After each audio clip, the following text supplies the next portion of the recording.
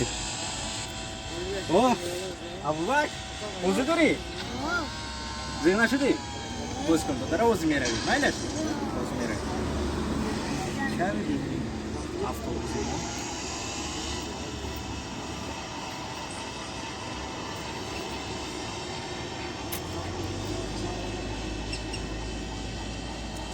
جوانان بازیره تلفن بازی دو درکی منو بی ما خوردم بودیم که تلفن بازی نمیکردیم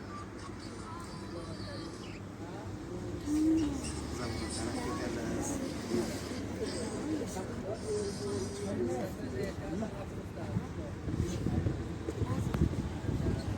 آقای فروزان خیر من به شما یک سوال دارم. یک سوال داری؟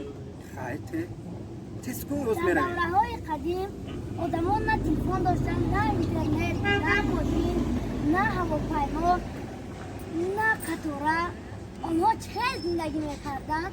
اونا چه زندگی میکردن؟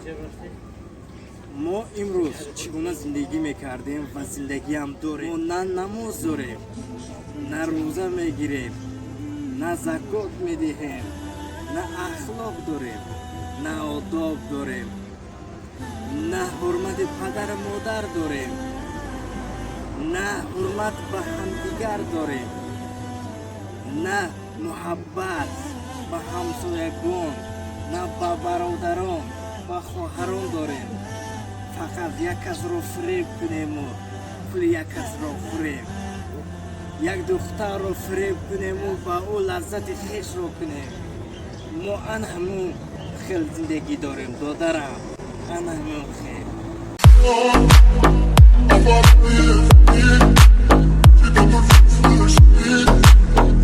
My